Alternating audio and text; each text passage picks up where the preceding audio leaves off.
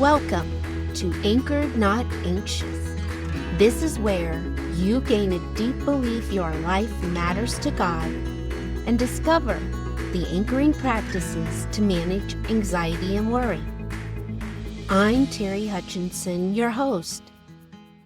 In this episode, you'll discover why trust and anxiety are connected and the two roadblocks we face in trusting God. Let's dive in.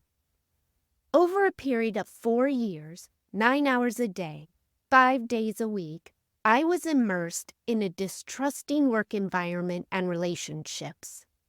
A lack of trust in the motives of leadership, low-level targeting among coworkers, and retaliation created fear, anxiety, and a hostile work life for so many of us.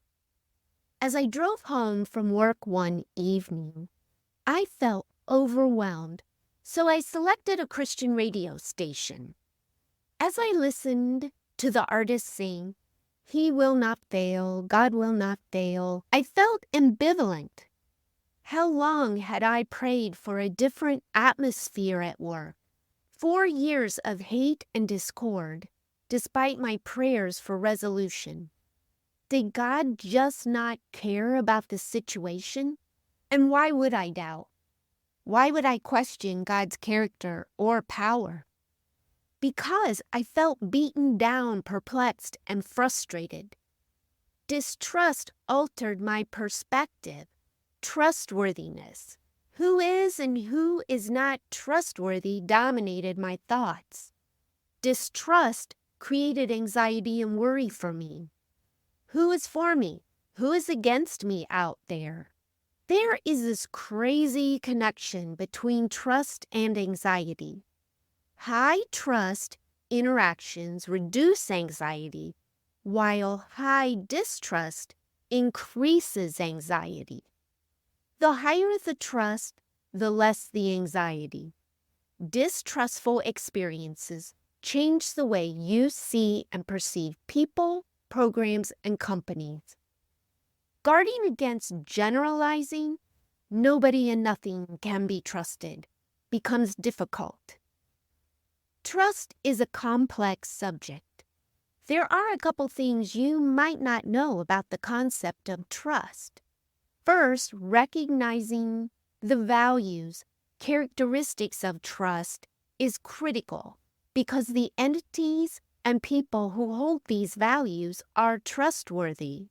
Whether you're aware of it, you may actually look for trust values like honesty, reliability, or motive. You search for evidence of these values because trust is risky. No one wants to get duped. Greater levels of honesty, reliability, and motive encourage trust. But these values are not constant. Trust is susceptible to erosion. Just as wind and water erodes a hillside, when honesty dissolves, reliability breaks down and motives crumble. Trust ceases to exist. For some of us, this creates anxiety. To counter the high level of distrust associated with companies, government, and more, business leaders have researched and written about the significance behind the science of trust. We can apply those researched principles to any relationship. Because trust can be evaluated, measured, and is tangible, this gives you power and reduces anxiety. Trust is built on a foundation of objective and subjective character traits. If you find the right traits, then your decision to trust is likely a wise choice. Trust is fragile. Once broken, putting the tiny shards back together to recreate the original is almost impossible. Trust is hard after being burned. Broken trust hurts our financial health, emotional, mental health, physical health. Distrust is the soil where anxiety and worry flourish. Realizing this, gives you power. Now, let's apply the objective aspects of trust to God. If I ask you, is God trustworthy? How would you respond? Does he possess trust characteristics of reliability, pure motive, and intent? Do you know his motive and intent toward you?